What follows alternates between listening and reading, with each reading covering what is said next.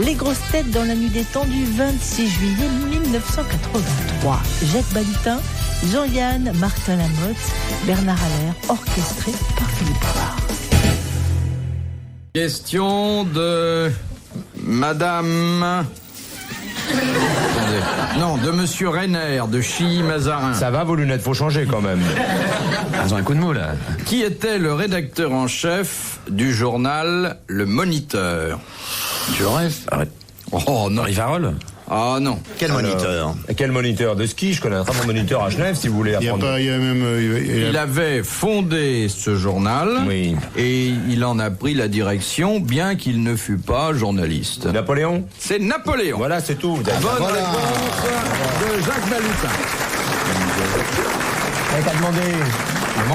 Et c'est l'empereur qui rédigeait absolument tout et qui était non seulement rédacteur en chef, mais reporter, rédacteur. C'était un peu vous, quoi. Oui, enfin, Bah, à ceci près qu'il y avait une confusion entre la presse et le pouvoir, là, qui n'était pas... Mais là, c'est pas loin non plus.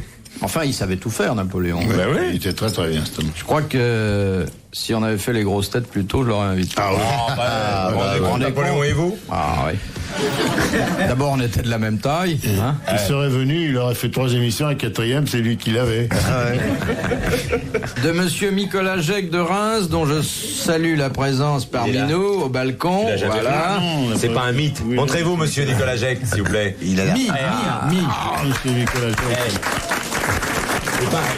Parce que Monsieur Balutin a beau venir assez régulièrement depuis 3 ans, et vous-même, monsieur, posez une question par émission, Oui. au moins. Oui. Monsieur Balutin est toujours persuadé que vous appelez Nicolas oui. Jacques. Oui, Voilà. mais de toute façon, ça sera toujours comme ça. Pour moi, c'est classé une fois pour toutes.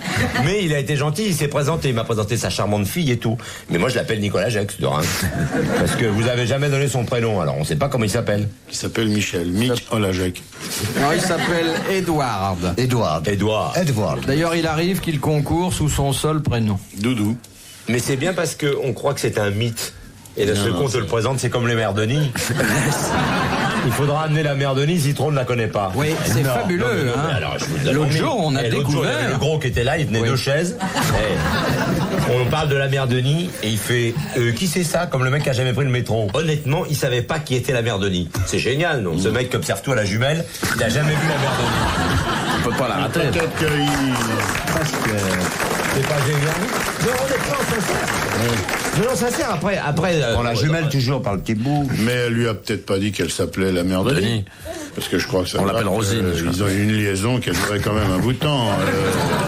C'est l'époque où il avait des chemises propres. Non mais c'est dingue. Ce mec qui rencontre que des vedettes. C'est incroyable. Ce sera répété, déformé. Déformé, impossible. C'est fait déjà. Les Comment chemises- peut-on échapper à la mère Denis? Mais je ne sais pas. Plus qu'à Léon Zitrone, d'ailleurs. Oui, c'est fou, non? C'est la Zitrone de la pub. Comme lui et la mère Denis de l'information. C'est incroyable. Quel beau couple au cinéma. Oh là là. Oh là là. Vous imaginez le dialogue entre Léon et la mère Denis? Excusez-moi d'être un peu vulgaire, mais quel coït. Mais ça serait pas un furtif. Hein. Oh non. Il faudrait qu'il s'installe. Oh là là là là. Glou très. C'est pas vrai, ça. Zitrone monté par la mère Denis, il fait 3e dans l'Arc de Triomphe. Oh là là. Vous diriez pas ça devant lui. Ah non, mais à côté, oui. Alors, la question de monsieur Nicolas Jacques, la voici. Pourquoi l'église de Sainte-Cécile, à Paris, n'a-t-elle pas de clocher? Ils avaient Parce plus qu'elle est au d'argent. sous-sol. Non. Elle est dans une cave. Ils avaient plus d'argent. C'est pas une église. C'est une authentique église. Il n'y a pas de clocher parce qu'il a été démoli. On l'a Non. pas construit. On ne l'a pas construit avec une arrière-pensée précise. Parce que ça gênait quelque chose pour la vue. Ça ne gênait pas la vue. La perspective. C'était interdit parce que c'était trop haut. Non. Elle est récente, cette église, ou c'est une vieille église? Parce que ça me gênait. Oh, ben, elle doit avoir un peu Je plus veux dire, d'un ça siècle. gênait pas le départ des avions de Roissy ou quelque chose comme ça? C'est parce qu'il y a une histoire de paratonnerre? Non. Non. Enfin, ça gênait quelque chose. Ça risquait de gêner des gens. Les pigeons. Non. Non, des gens Ça qui gênait doivent la- observer quelque chose. La vue. C'est les militaires qui ont interdit qu'on mette un clocher. Non. C'est ramoneur. C'est la police. Non. C'est Personne l'a interdit, mais Où elle est Où elle est, cette église? elle doit se trouver vers la rue de Trévis, par là, dans ce quartier-là. Quoi, du côté des Folies Bergères? Pas loin, oui. Ah bah c'était pour pas que... C'était pour pas que le curé, en montant dans l'église, Busimat. Pas sonner les cloches pendant le spectacle, ça dérange le spectacle. D'ailleurs, vous savez que ce temple du voyeurisme artistique est, on l'a appris grâce à une question des grosses têtes, la propriété de l'hospice des 15-20. Formidable. Un spectacle au Folies Alors, on Bergère a en pas mis Braille. de clocher à l'église Sainte-Cécile, à la construction, comme ça. L'architecte discute le bout de gras avec l'évêché, elle dit s'il vous plaît, mettez pas de... Pas du tout. Il regarde l'environnement, il se fait une réflexion tout à fait louable et il dit, bon, ben, je ne mettrai pas de clocher. Qui a quelque chose à côté, une synagogue ou un truc comme ça? Non. Ils avaient pas la place, tout simplement. Non, c'était entre deux immeubles et puis ils se sont dit, oh, Ils pouvaient pas monter en hauteur, peut-être. ils l'ont fait en longueur au lieu de le faire en hauteur. Non. Pour pas réveiller les voisins. Non. Parce que c'est à côté d'un hôpital, il faut pas sonner les cloches. Non, c'est pas un hôpital. Mais c'est un asile. C'est pas un Ça n'est hôpital. pas un asile. C'est à côté d'un truc quoi? C'était pour pas gêner avec les cloches. Oui. Une école. C'est des vieux ou des jeunes? Non. Une espèce d'école, oui. C'est laïque.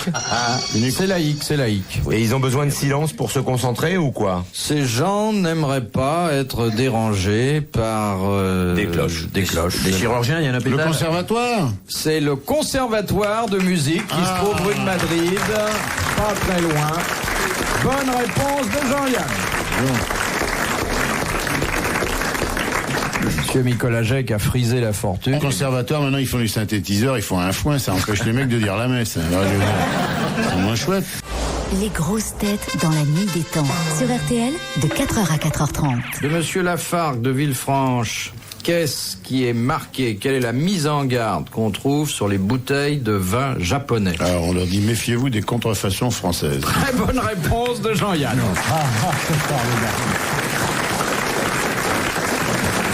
Alors, ça d'abord, c'est sur les bouteilles de champagne qu'on vend au Japon, et du champagne japonais, et sur certaines bouteilles de vin rouge.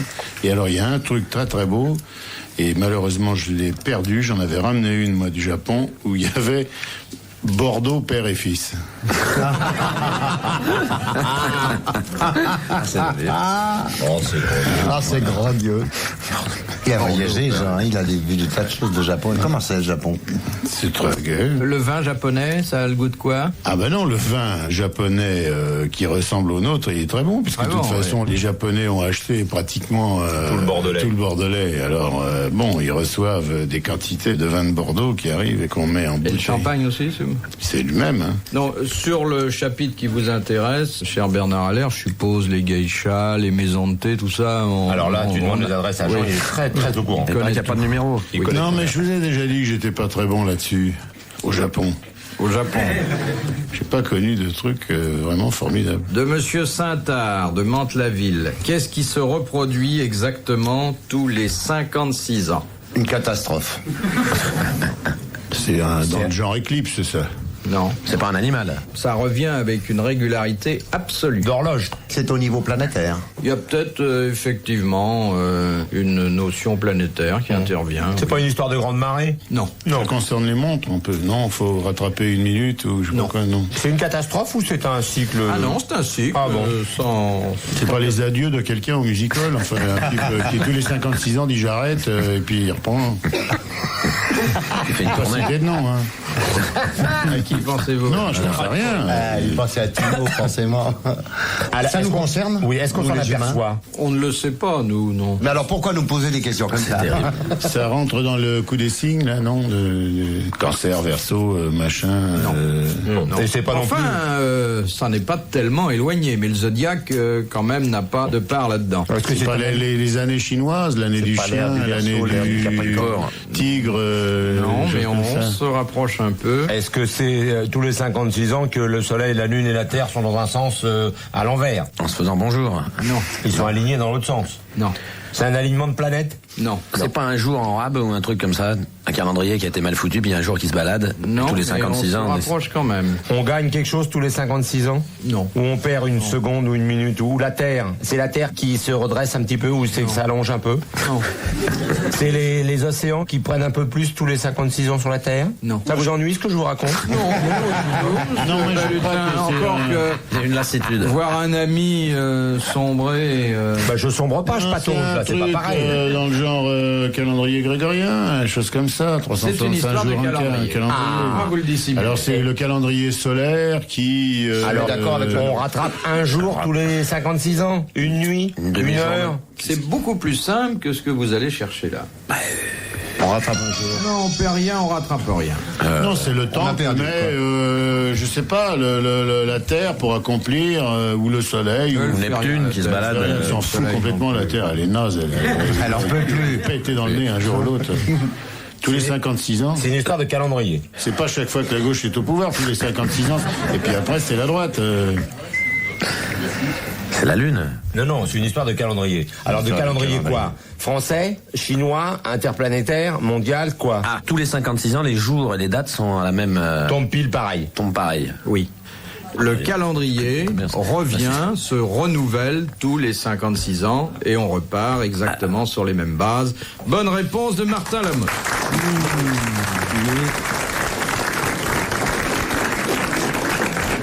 56 ans. Non, ça.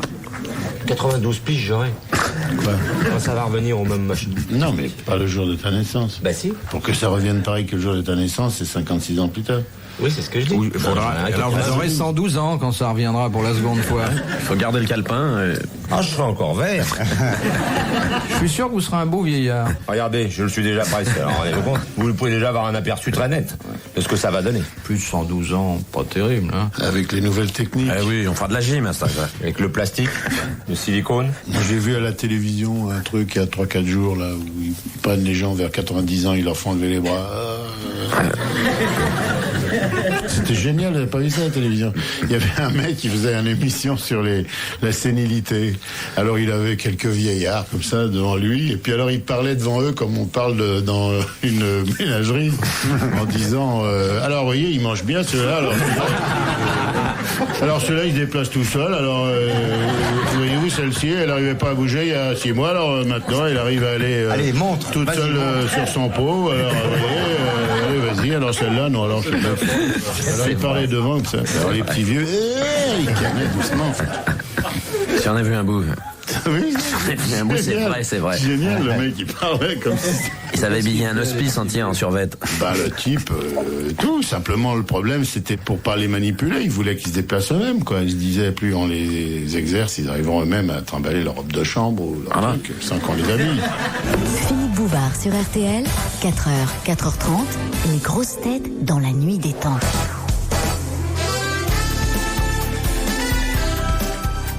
Avant-dernière question de Monsieur Tubard de Lille. Ah ouais, c'est la dernière. Qu'est-ce que le test de Gonzalez?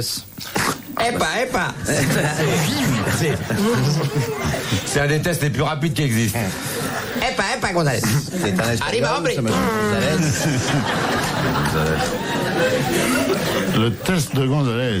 On fout dans une arène avec un chiffon rouge. C'est le docteur Gonzalez qui a découvert ça. Qui l'a pas découvert, il l'a mis au point. Il a mis au point la technique du test qui porte son nom. C'est pour arrêter de fumer dans l'oreille? Non. C'est pour savoir si on attend un petit bébé. Non. C'est sexuel? Ça a une connotation Non, pas du tout. Non, parce que je vois votre œil grillard quand vous tenez votre machin comme ça. Non, vous me direz, il l'est toujours, c'est vrai, oui. On se bouche un œil et puis on regarde. Alors, c'est pas les bébés. C'est pour savoir si on a une maladie quelconque. Non, ça n'a rien à voir. C'est psychologique. La maladie. Non. C'est pour savoir si on est stérile ou pas. Non, pas du tout. C'est pas employé en médecine. C'est la grenouille dans le truc qui monte et qui descend pour savoir. Ah, c'est pour le QI? Non. C'est pour savoir si on est malin ou pas? Pour savoir si on parle espagnol? Il y a un mec qui s'appelle Gonzalez, il se met en face de vous, comment está usted? Si on répond muy bien et usted, c'est qu'on a réussi. Sinon, si on dit yavol, on est viré.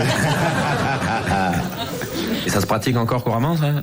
De plus en plus couramment. C'est en chimie? Non. Pour les voitures? C'est pour l'écriture? C'est dans la vie courante? La vie courante, n'exagérons rien. C'est pas soufflé dans le full alcotest? Et ça concerne un véhicule? Ça concerne les transports? Ça concerne... Ça concerne les hommes quand même, non? Oui. La pollution? Les hommes et les femmes? Pollution. Les hommes, les femmes, les autres sexes. Les enfants aussi? Oh, il est rare que les enfants soient intéressés par le test de Gonzalez. C'est la reproduction Donc, d'espèces? les enfants. Non. C'est la statistique?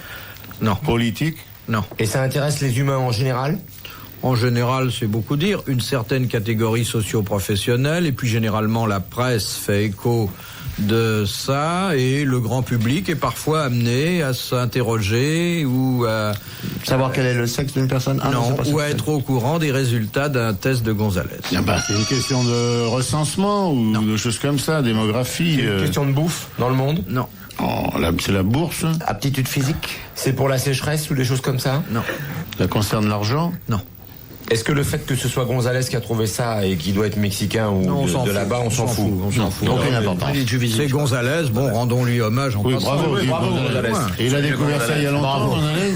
On a fait de se casser une patte. Gonzalez a dû mettre ça au point il y a 60 ou 70 ans. Début du siècle. Et alors, maintenant, ça Mais c'est fonctionne pas très, l'histoire très de bien. bactéries? Non. De vaccin. C'est le test de la lapine. Un test de résultat de vaccin. Mais c'est pas un vaccin, il a dit. C'est un test. Non, mais c'est pas médical. pas C'est médical. un truc, la presse s'en empare.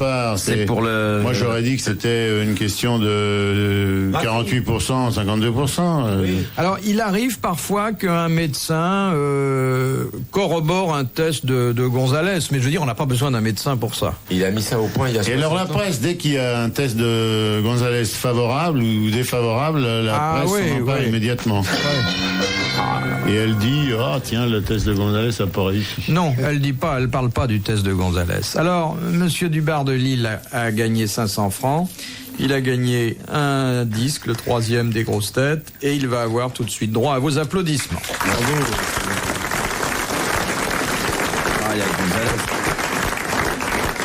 Le test de Gonzalez, c'est le test de la paraffine sur les doigts d'une personne qui est censée avoir fait usage d'une arme à feu. Ça permet de vérifier si les mains ou non de la personne suspectée, Ah, de la poudre. oui, portent des traces. Oh là là,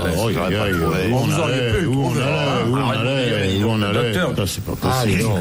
Oui, ça c'est difficile. Ça, faut pas me poser des trucs comme ça me fout un mal de crâne. Ça, il mériterait de nous donner 500 balles. Ah, ça, oui. À chacun. Dernière c'est pas du citation plastique de sur les ongles Monsieur et tout.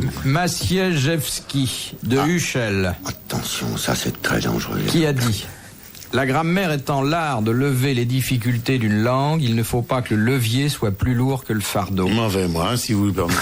Ça, je vais pas faire l'effort de chercher. Ça, c'est joli, trucs ça. là. Larousse qui a dit ça. Pour moi. Non. C'est un Français. Un Français qui d'ailleurs parlait un français très pur. Il était à l'académie, vraisemblablement. Je ne pense pas qu'il ait été à l'académie parce qu'il était... Je m'en vais ou je m'en vais, l'un l'autre. Il était un peu anard, un violent polémiste. C'était brûlant. Journaliste. Journaliste aussi. C'est Paul-Louis Courrier. Non. Rochefort. Non. Chamfort. Non. Fait toujours rire, celui-là. Mais un homme plus virulent que cela encore. Et qui a dit sur la politique et ceux qui en vivent des choses très dures, Léon qui Daudet. restent vraies aujourd'hui. Non. C'est pas Rivarol. un homme de... C'était Rivarol. Excellente réponse de Martin Lamotte. Messieurs, merci, bravo, à la prochaine fois.